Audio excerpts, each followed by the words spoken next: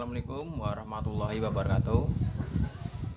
Puasa lur, ini puasa pertama tahun 1441 Hijriah atau tahun 2020. Malam sahur pakai apa lur? Ini munggah magang, paling enggak ya kita masak ayam lah. Atau yang ngontrak masih sahur pertama pakai Indomie. Ini kita bakal ngebahas corona atau biasa disebut COVID-19. Tahu nggak dari mana itu nama COVID-19? Itu singkatan dari Coronavirus Disease 2019. Nah, sebenarnya dulu juga banyak sih virus-virus yang bahaya. Ya seperti virus Ebola atau HIV, atau juga mungkin kusta, TBC, DBD, dan lain-lain lah. Itu juga semuanya bahaya. Mungkin cuma karena corona tuh dia nongolnya atau hebohnya tuh di zaman now atau zaman sosmed, jadi gaung pemberitaannya tuh semakin heboh. Apalagi kalau lihat berita-berita yang berseliweran di sosmed, wah, bikin puyeng. Ada yang bilang katanya corona itu konspirasi dajjal.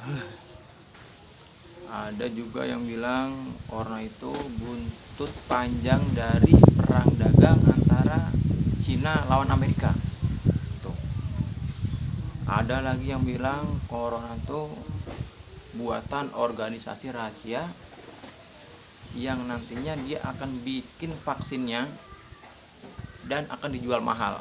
Wah, kayak film-film kan.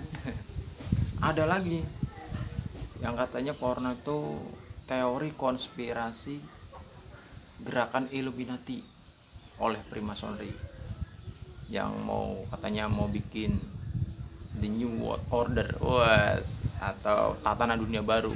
Wah, pokoknya banyak lah. Jadi semakin banyak informasi dari medsos yang gak jelas, semakin puyeng kita untuk menentukan mana yang benar.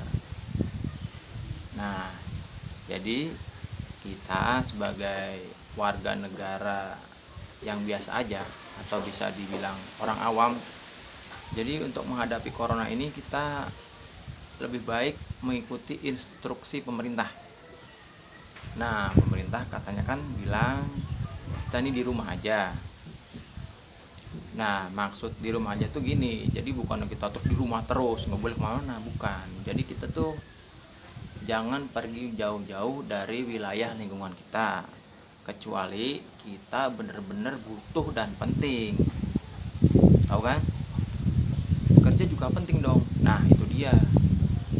Kalau ada kerjaan nggak masalah kita pergi-pergi, tapi kalau kita nggak ada kerjaan ya udah di rumah aja.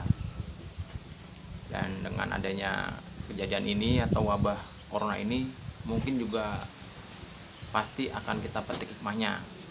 Misalnya sekarang aja kan udara-udara di kota udah mulai seger ya kan, langit kelihatan cerah. Atau mungkin juga hikmah pada kehidupan keluarga kita nih.